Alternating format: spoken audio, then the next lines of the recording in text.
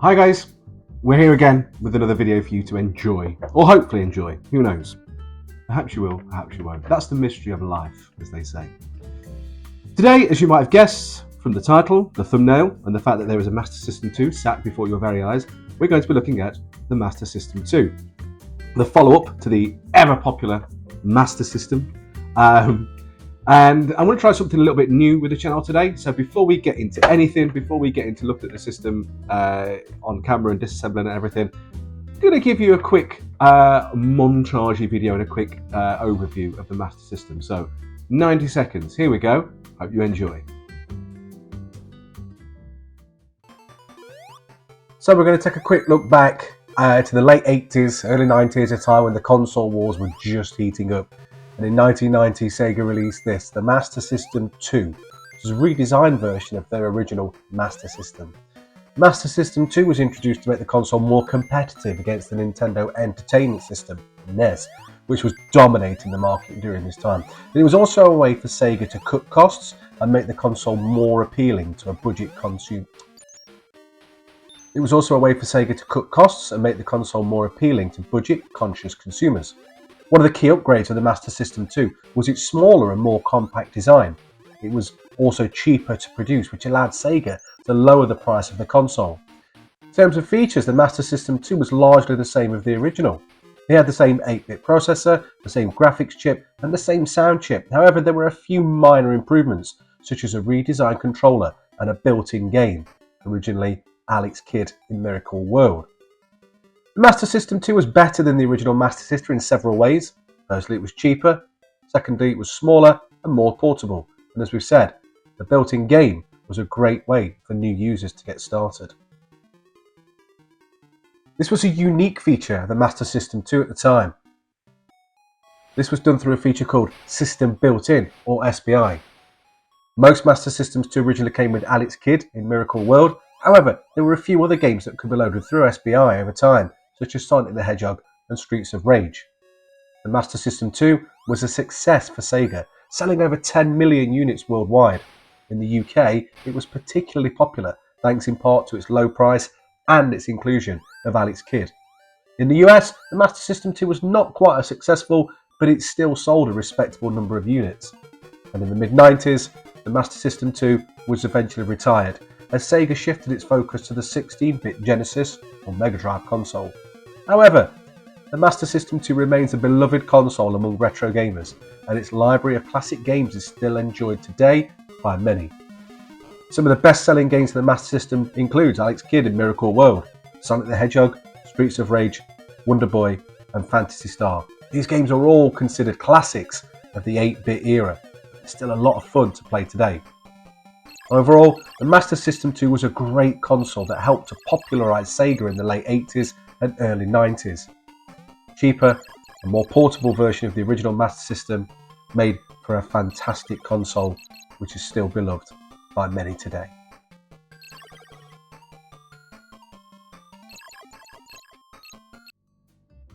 Well, hopefully you enjoyed that. So, now we're all up to speed on the Master System II, when it came out, what it did, why it was introduced and everything like that. We're going to take a look. And I picked this one up a couple of weeks ago in an auction lot, online auction, eBay. And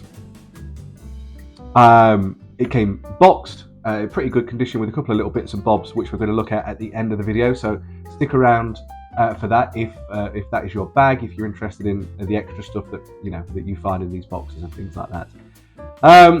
We're going to give it a quick cleanup, and we are going to look at modifying this system to run more easily on modern TVs. And there are a couple of ways of doing that. There's dedicated RGB mods, but the one that we're going to look at today is adding just a couple of simple RCA phono. They've got a couple of different names. Ports to the back of this, so that it can plug in with your standard phono cable, and lots of people, even the brand new modern TVs, the TCL one that I picked up, that I did the Android review on a few weeks back, has got an AV input.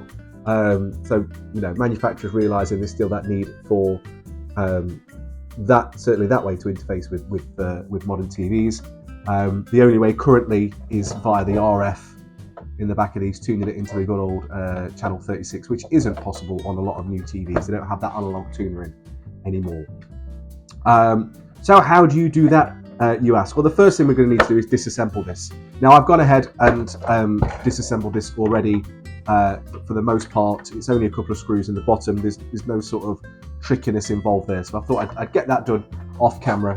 And once that's done, you can just go ahead and pop the top off. Inside is an RF shield just to sort of protect all the circuitry. And again, this is relatively easy to pop off. There's 2 screws here and here.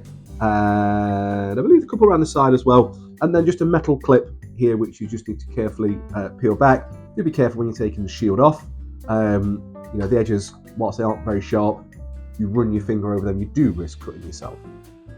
So then we're inside the gubbins of the Master System II, the heart of the console. And depending on what model you get, it will look slightly different each time. This is one of the newer ones, which, does it come with Alex Kidd or Sonic built in? I forget. Perhaps I'll put a little bing text pop up there. But either way, the video chip is what we're going to be concerned with today. And this looked differently, had different revisions depending on the model that you bought at the time. Whichever, I think it was earlier ones came with a slightly bigger graphics chip, and the newer ones came with the smaller one, this Sony one. But this is what we're going to be looking at today. And this is what we're going to be tapping directly into.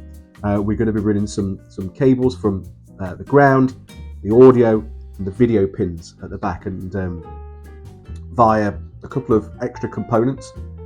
So we've got a capacitor and a resistor just to sort of clean up that video signal, hopefully.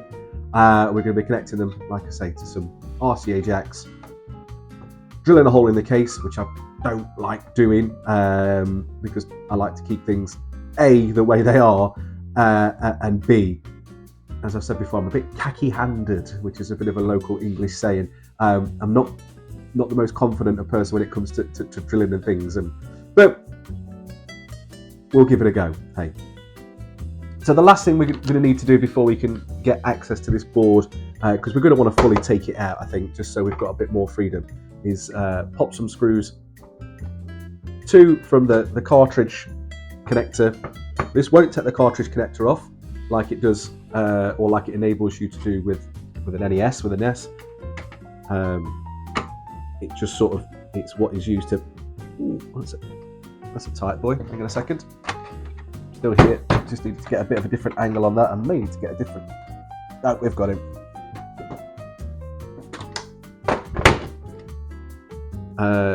Yeah, it just holds the board in place down to the rear of the, not using the best screwdriver for this one, so I'm just being really careful. I don't want to strip it. Always take that lesson. Make sure you've got decent screwdriver to hand. So yeah, this screw here is sort of connecting this 5-volt regulator. I think is it a 5-volt regulator? I'm sure somebody can correct me if I'm wrong. Just to dissipate that heat that comes from that takes the power coming in and works its voodoo, and make sure the right amount of juice is going to everywhere on the board. I will also mention, apologies for the sniffles, I've still got this cold that is that's doing my head in. I'll try not to sniffle too much.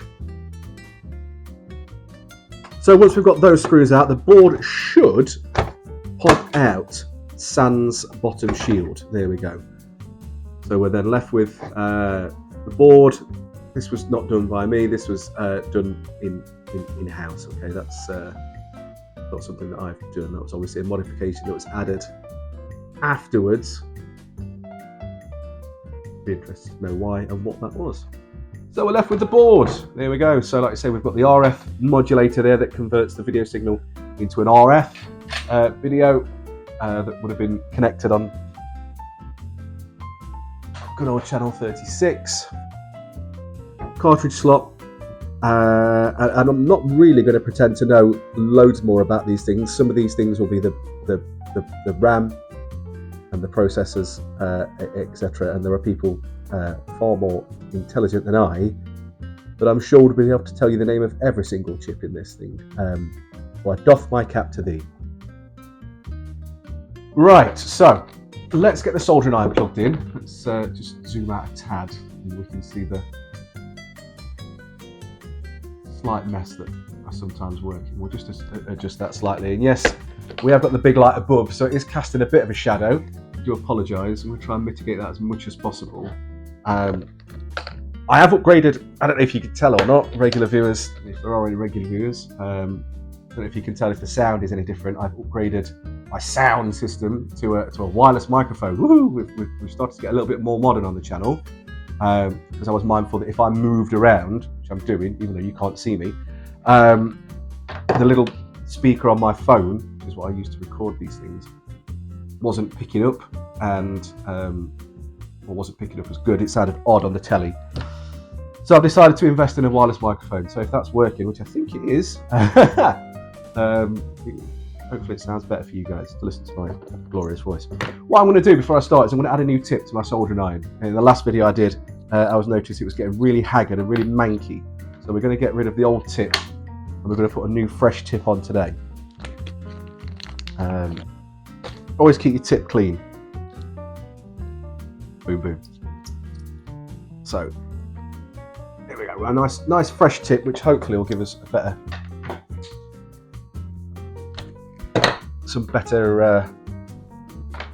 something. I don't know. I'll stop waffling. So while the soldering iron's heating up, I'm just going to revisit these components that we're going to be looking at.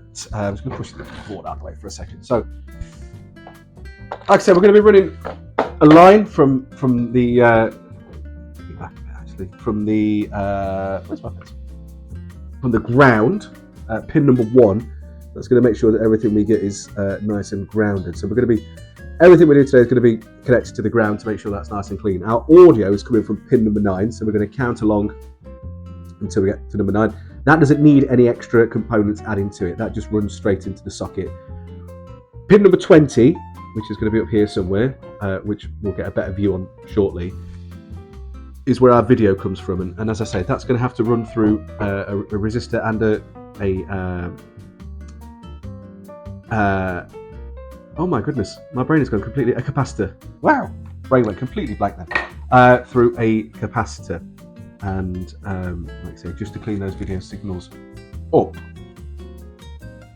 So we're going to be running the capacitor, the positive leg from the cap, into this 75 ohm resistor, joining those two together, which is always fun. Micro soldering little components is always dead good fun. And then that's going to then go on to the socket. What I think I'm going to do is I'm going to try and solder this directly to the socket so that we're not putting extra wire in between various components. I don't think the resistor is going to solder directly to the chip. That's just going to leave. That's just going to be too much. So we'll have some nice wire coming off, and yeah, we'll see what's what, shall we? So the first thing we're going to do is we're going to solder these two together, and to do that, I'm going to employ the good old trusty metal handy Watsits, and that is their official name. It's the handy Watsits. This just helps me hold these components in place. So yeah, I'm going to trim a little bit of this down because we don't want too much. We don't need to be working with too much, and we just need to make sure that we've got enough to solder on with. Try and stop sniffling, like I said.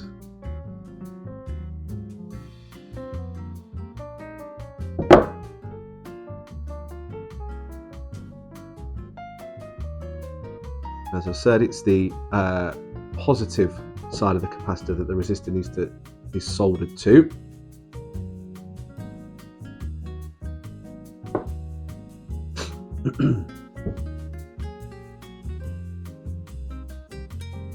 Now, if those two are in place,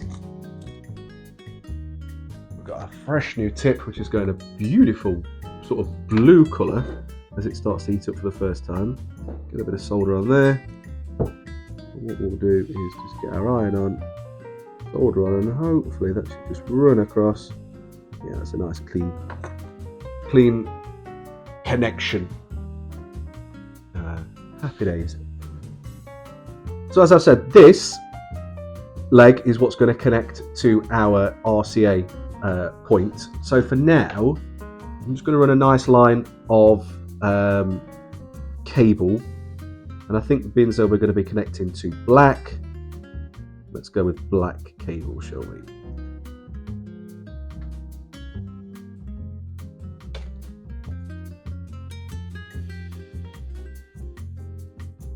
And again, we don't need too much on this end. We're going to make sure that we've got a little bit to play with. We don't need too much. I'm just going to rip this a little bit, just so we've got a little bit more to work with. And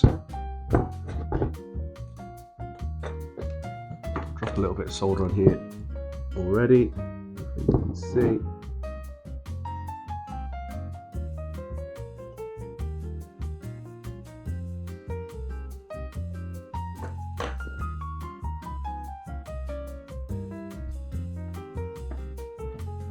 That a little bit.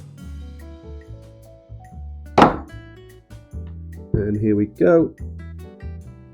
Iron on.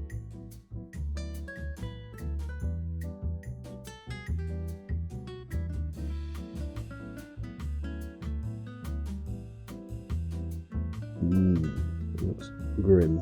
Okay. Let's just try with a bit more solder on first.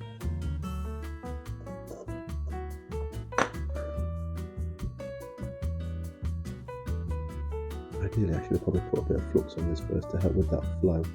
I'm mindful that my tip is getting absolutely grim. Right, I think I'm going to need a sponge. And as if by magic, a sponge has appeared with the marvel of video editing. I will say, guys, if you're watching, I am a horrifically, not a lazy worker, but... So for instance, I couldn't find my flux, the proper flux I wanted. I've got a little bit of this plumber's flux, which isn't ideal, if I'm honest. I probably should have looked for the good flux that I've got. You know, sometimes when something's just buried in the back of a cupboard, you just think, ah. I don't know. Maybe that's just me. I don't know. Right, let's try again. So we'll get some fresh solder on there.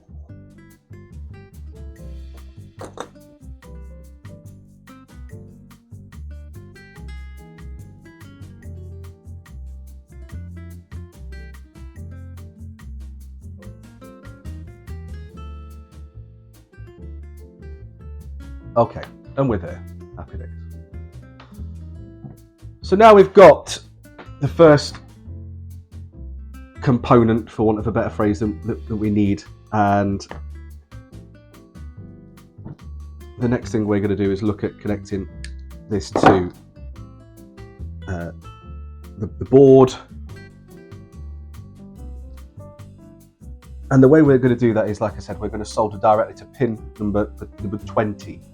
So if I just move a few bits out of the way, we'll get this off of, what did I call this? I can't remember what I called it now. But the important thing is we've left ourselves lots of slack here, because it does get quite tight in there. So I'm just stripping the cable down. It does get quite tight on the board, especially this one. The older revision had, like I say, a bigger chip and therefore a bigger surface area, and it was a bit easier to do. I've done a couple of these in the past, and the original one, the first of the Master System II, it was a little easier to do by virtue of having a bigger chip.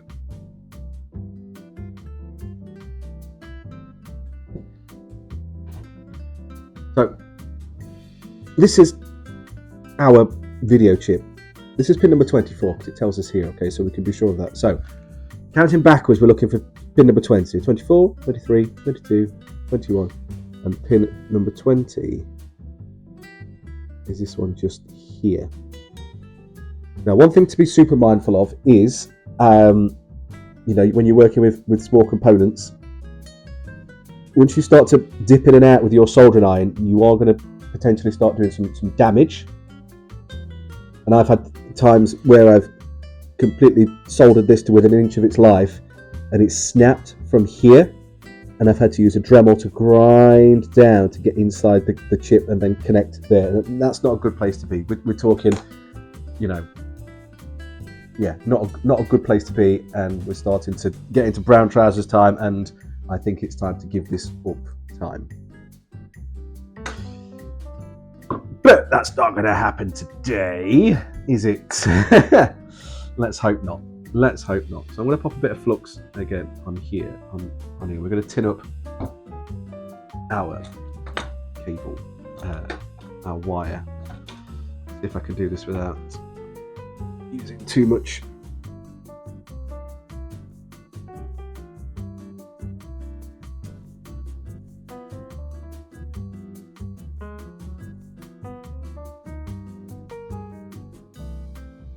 Okay. So now we've got some solder on our lead on our cable, and I'm maybe perhaps going to try and put a bit of solder onto the pin as well, not too much, because what we want to be mindful of is also bridging these together. We don't want that to happen. You know what? Actually, thinking about it, it is a while since I've done one of these, and I think this actually might be the bigger one. I'm going to need to double check. I don't want to give you guys false information and say that there's a bigger one. I think this might actually be the bigger one of the two. Thinking, like I say, it's a while since I've done one.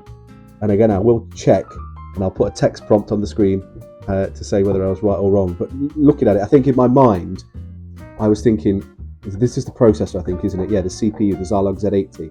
I was thinking that there was a video encoder that was the same size as that. But looking at the space that's there, I don't think there was. I think this actually might be the bigger one, which is a bit of a bonus.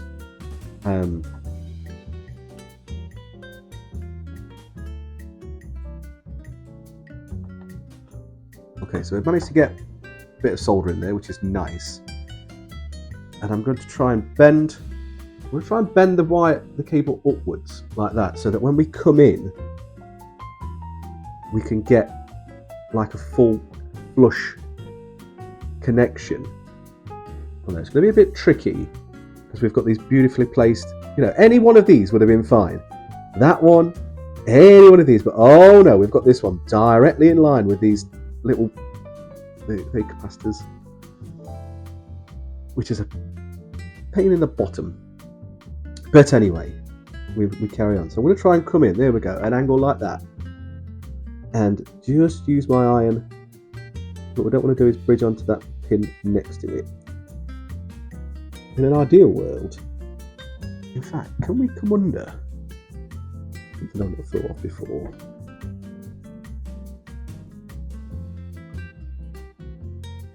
Yeah, I don't want to manipulate them around too much.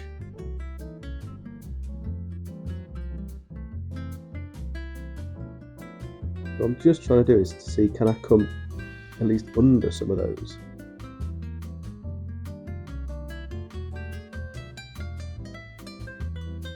There is a gap. Oh, there we go.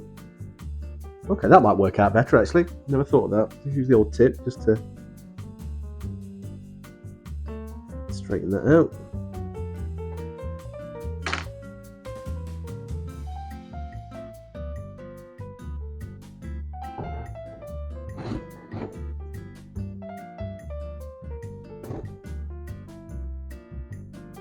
And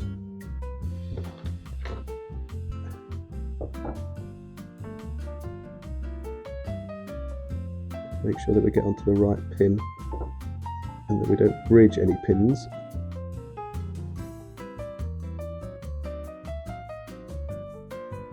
Again, I know in the cupboard I've got some small tweezers which would help massively with this. But never mind. Right, so let's go for it, and then I can use some flush cutters just to cut off that extra bit.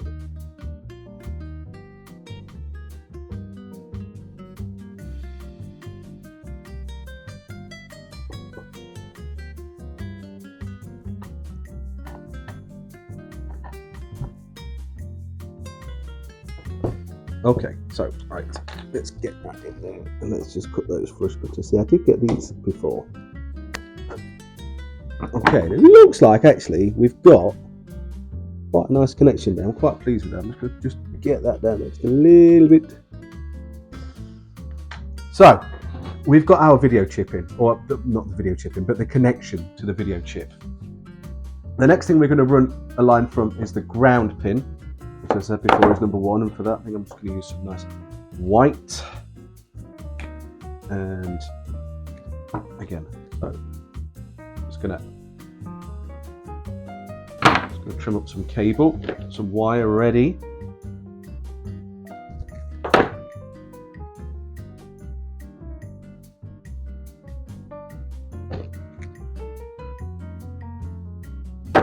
So what I'm doing now, guys, apologies, I'm just sort of rushing this a little bit.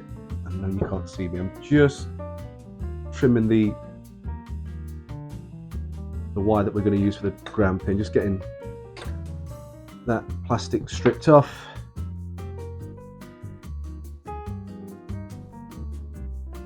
Just going to get some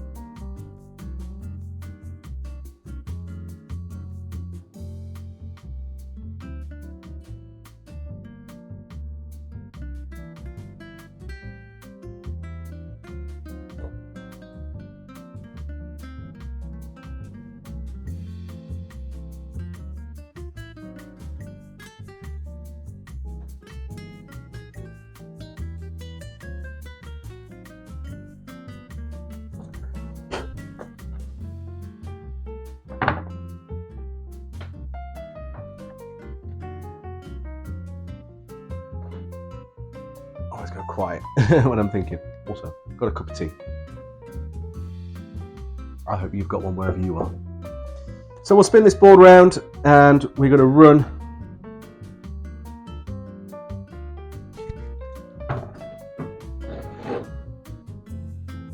from pin number 1. And what I'm going to try and do is, I don't know, maybe. I think what I'm going to try and do is, I don't know, maybe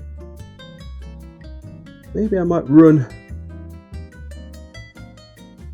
I want to try and keep this thing like quite neat and tidy. But if I were to run between the legs of this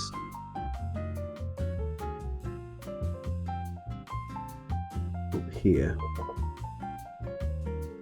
and being mindful that we've got the audio to come as well. No, I'll tell you what, no, scrap that. I was going to think I was going to run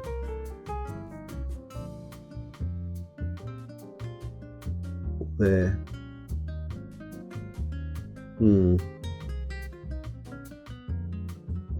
I just thought it'd make it look a bit fancy if some of these cables went up here a little bit.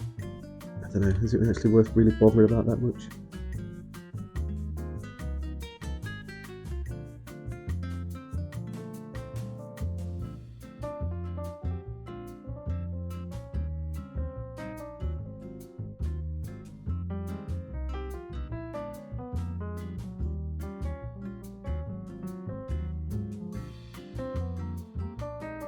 Making it just a little bit extra fiddly, isn't it? But what the hey, as they say. Right, okay, so we've got that one nearly there. We're going to drop in with just a bit of solder on pin number 1.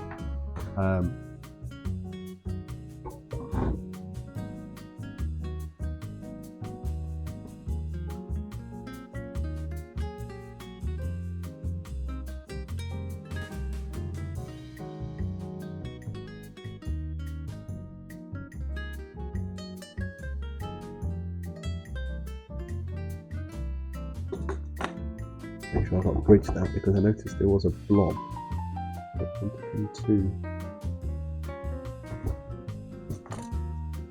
Right guys, we should always use the flux.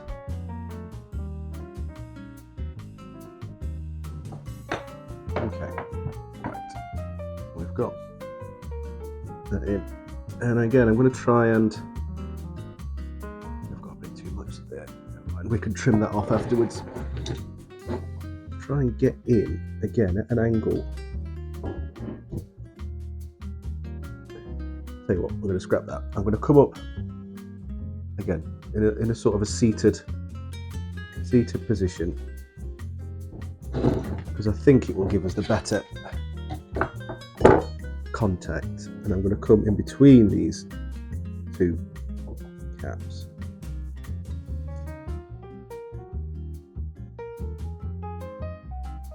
Just try and solder from that far side of that ground pin. It shouldn't. Sorry for anybody that's seasick there. Also awful framing, isn't it? And that beautiful shadow as well. Oh dear, not doing too good.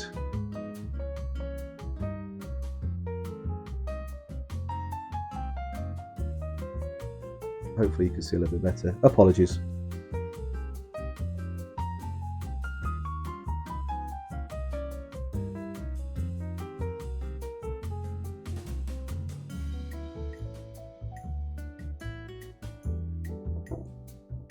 Okay, so we've got a good connection there. It's nice and strong. Just give it a little tug, and we've got a good connection. So what we're going to do is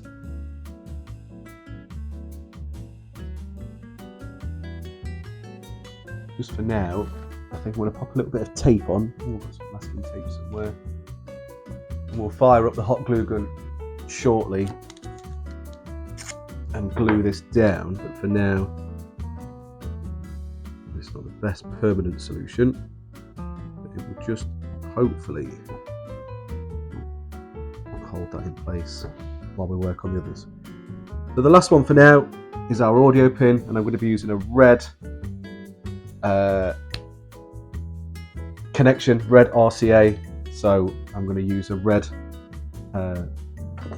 thing. And again, these are the pin cable connections that I've talked about in the past. I've used these before and they seem to be fine. So we'll just tin up before we go.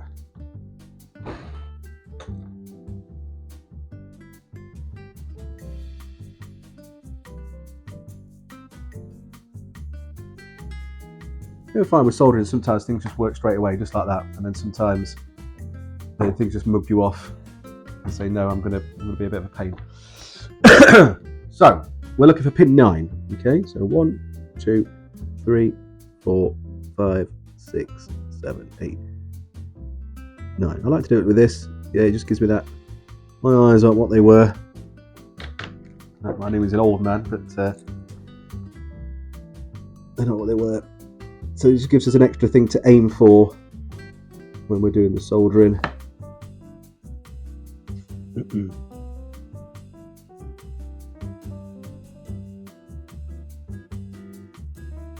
Oh, for goodness sake. I'm also all fingers and thumbs, which doesn't help either. 10 thumbs and a little bit of a shake. Yeah, that went nice. Okay, so be careful not to stab the iron onto the phone. That wouldn't be very good, would it? So again, we're going to come in. I'll try and come in from the side this time because I'm mindful that we've got the cartridge connector here. The cartridge is in and out. We don't want any wire coming around here. We want to avoid any potential, collision, anything that's going to dislodge the cable. But we also need to be mindful that bridging like this will cause issues. So I'm just going to trim some of this off, and we're going to go for as small as possible footprint. I've trimmed a little bit of this off, and we're going straight in.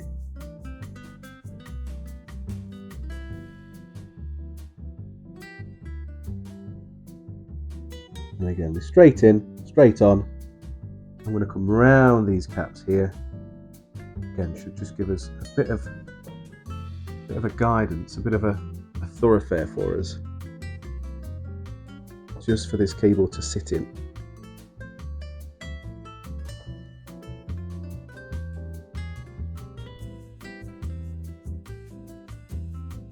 Well, that was a satisfying noise, I don't know if you heard that one.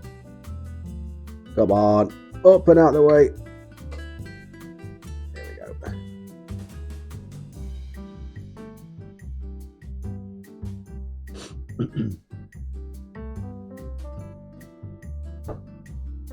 Okay, so we've got our 3 wires. We've got our ground, our video, and our audio. Before we connect them to our RCA jacks, what we need to do is we need to get the board drilled up and get those sockets put in place. So that's the next thing we're going to do. So I want to say bon voyage, au revoir for a second. Apologies, I'm trying to get the camera looking something decent just for you to look at while I say bye-bye for now. So bye-bye for now. We'll get. So it was at this point that, I mean, I didn't realise, but obviously on viewing the footage back, that my microphone had stopped working. Either the battery had gone flat or it had just become randomly disconnected from my camera. Either way, the rest of the footage was filmed without audio. So I've had to go back over the footage, watch it, and do my best to sort of narrate what I was doing, saying, thinking at this moment in time. I think it pretty much matches up. But just forgive me if it perhaps goes a little bit quiet for a few seconds while I try and figure out what I was saying or thinking at that moment in time. Hope you enjoy the rest of the video and hope my narration and voiceover isn't too rubbish. Enjoy! Okay, so continuing with the voiceover narration. What I've done here is added in some masking tape over this, and that enables you to draw on easily where you want to drill your holes. It gives you also something to grip onto better when you're making your pilot holes. So my recommendation is to get that drill and make the small holes first, and then you can go back and make your bigger holes afterwards. One massive thing I would recommend is if you have access to some sort of pillar drill or electrical drill, and that's something that you're confident in using, use that. It should give you a better drill. What I'm using here is my handheld drill, and whilst it was okay for drilling the pilot hole, a little later on I did struggle. It didn't quite have enough torque, and I'd not actually charged the battery up fully enough, so I made a massive error there, and it did lead to small complications further down the line. Where they just didn't have enough torque to get through. I was having to sort of wiggle it about a bit, and it was a classic mess up from yours truly. But as we've said before, the saying goes, if you fail to prepare, you prepare to fail. So yeah, just make sure you've got all your ducks in order before you start doing anything of this nature.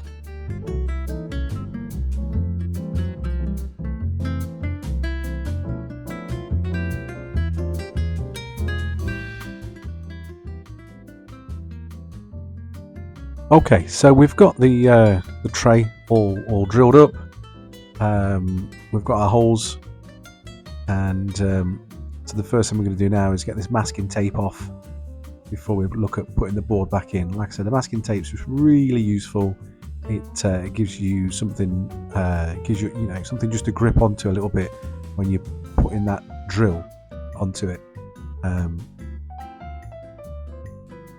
If you can use, like I said, if you use a pillar drill with this to drill these holes, it will give you a cleaner drill. But that's something for you to consider when you're talking about making those holes.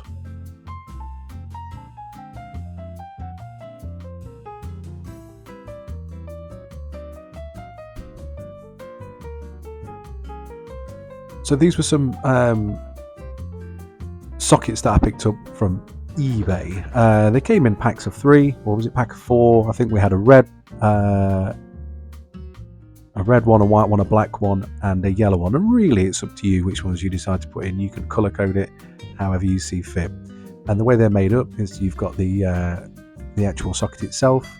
You've got a washer, an earthing bracket, and then the screw. Sorry, not the earthing bracket. Yes.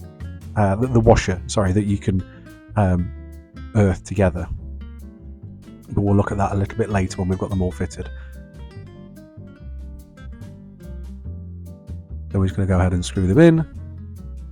don't need to do them too tight at first, just get them in, get the washers on, get the bolts on, and get them in place.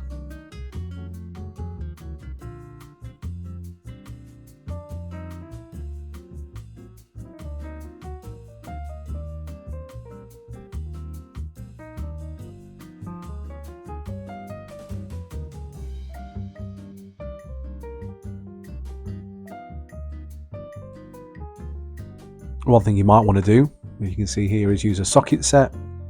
And again, if you've got a socket set, you can hand tighten them using that socket. It just gives you that extra bit of grip. I wouldn't go to the trouble of getting a wrench out or anything like that. The plastic, probably originally quite brittle anyway. It's now 30 odd years old, and we've drilled it. So chances are, if you're over tightening, you could crack it. My advice would be to put it in a little bit loose just to start with. Get that the bottom of the connector laid out nice and flat, so that you've got a good area for soldering later. And just sort of get it in place. So once we've got that first one in, we'll go ahead and get the second one in. And like I said, these things come in a couple of parts. You've got the socket and a washer which doubles as, I call it an earthing bracket, earthing socket. I'm not sure what you'd call it, but essentially there's a part of it which you are going to solder together, which then goes to one of the pins, the ground pin on the chip, on the video chip, which we'll look at a little later. You're then going to solder directly to the socket as well, and that's going to be the wire that transmits your video and your audio signal. As you can see, I'm just hand tightening it, using that socket just to get a bit of grip. Just hand tightening, and it should do the job.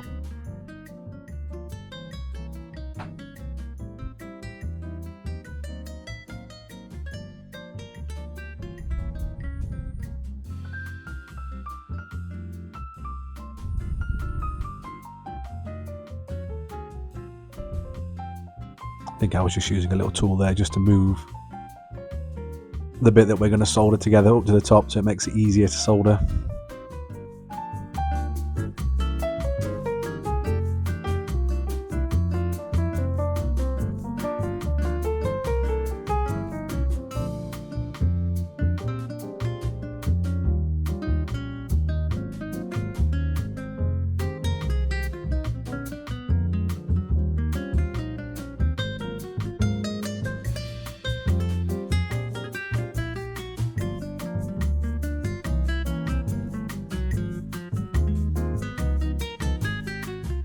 Okay, so now we've got those in, we can bring our RF shield back into play and just drop that back in place.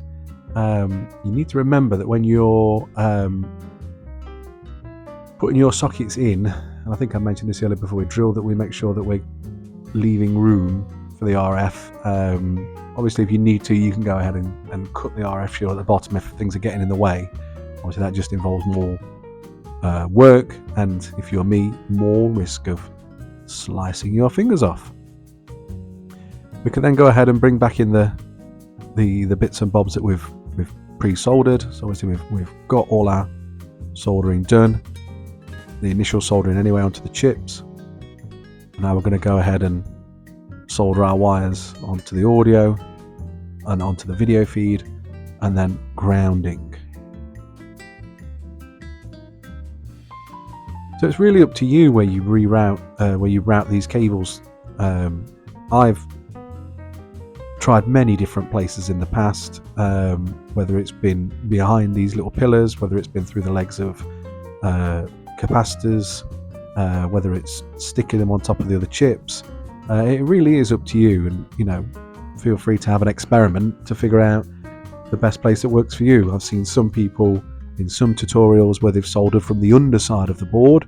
That doesn't leave you a lot of room for your capacitor and resistor to go in, so you'd have to think perhaps about where they're going to go. Perhaps they could go somewhere on that right hand side in that gap. But again, it really is up to you how you do this. A top tip for this would be, again, plenty of flux on those connections, on those connectors. Just makes it easier, just makes the solder run a bit better when it comes to soldering to the connectors. We'll get everything screwed back into place. I'm going to put a bit of padding, or bring up the padding music just to play away in the background while you enjoy this.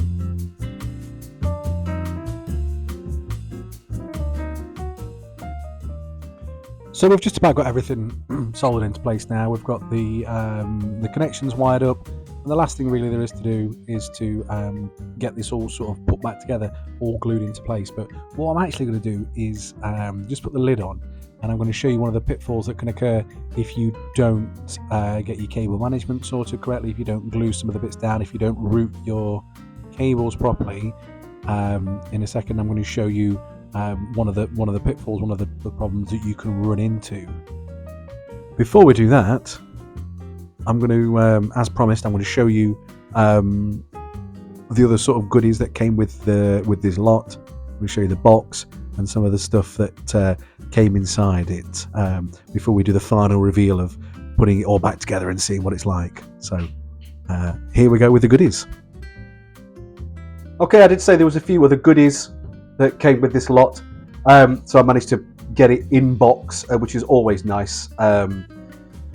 You know, getting the stuff in box. So what it did come with was Alex Kid built in. It's not in.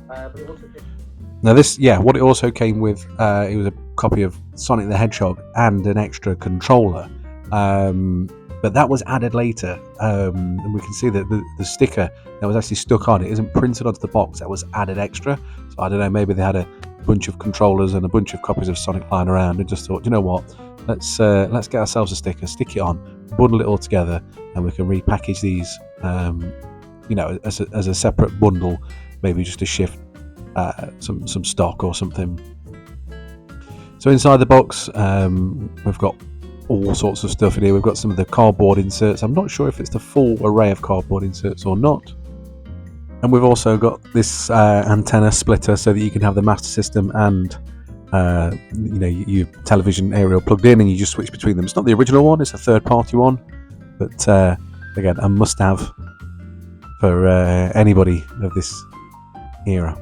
I've also got lots of paperwork, and I love picking up paperwork out of boxes. It always gives you a window into what people were thinking, what they were doing at the time. And this one's got some homebrew notes on, referring to a rock paper scissors match, some tips and things that happened during one of the later stages of Alex Kidd. So yeah, I mean, what else have we got? We've got again some lists of how to defeat the rock paper scissors boss. I think one looks something to do with somebody's like weights or something, perhaps part of a Weight Watchers group, I don't know. Like I say, it's always nice just to get these little looks into people's lives, this snapshot of a moment in time from a long forgotten era. Mildly poetic there. What else have we got? We've got the Master System warranty card, so you could send off and register it, tear half of it off. We've got half the card here. Tear half of it off and send it off, and that's your Master System registered. You know, if you need to get it repaired under warranty or anything. But like I say, half of this has been torn off and sent away. So this Master System somewhere is registered to somebody. I wonder if that still exists. I don't know. Is that information still available? Who knows?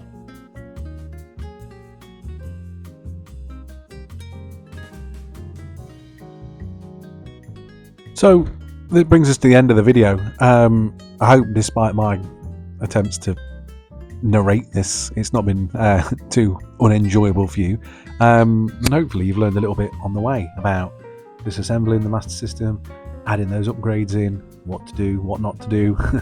And yeah, just be mindful that if you're doing this upgrade, make sure you get all your wires glued down inside. So as you can see from the video here, I've not gone back and glued everything down yet, and one of those wires has got a bit rogue. It's got a bit rogue, and you know, it will destroy everything if you try and put a cartridge in and it picks up that wire, snags it, and pushes it down into the cartridge connector. It's going to be an absolute nightmare for you. Anything else that I'd probably change as I was doing this? Well, I'd definitely be making sure that I charge my drill up to avoid, you know, incorrectly sized holes when it comes to getting those sockets in place. And in a second, pretty sure that I turned the Master System over for you to have a look at. But yeah, like I said before, prepare to fail, or fail to prepare to fail. And here we go. Obviously, I've not screwed the Master System fully back together yet, because I want to go back and glue some other bits down, but you can see those holes just slightly bigger than the sockets, so I was a little tad annoyed there. At least I was impressed that I managed to get them lined up. But yeah, just make sure that you're using the correct equipment when you're drilling. Definitely recommend doing a pilot hole first and then drilling it afterwards. But yeah, overall it's a relatively simple modification to do, especially if you're looking to get into the modification game to try things out, or if you've got a master system yourself already that you want to bring up to date and play it on your more modern TV. There are some other AV mods available. There's an RGB one, but that does mean completely unsoldering, desoldering the RF modulator, I think, and putting something in place. There's a couple of extra bits that you need to solder, so that's probably one to try a little later on. As always, if you've enjoyed this video, give us a thumbs up, a like, drop us a comment, try and be kind, and consider subscribing. We make these videos hopefully for you to enjoy, and hopefully you've enjoyed this one. So I'll see you next time. Bye for now.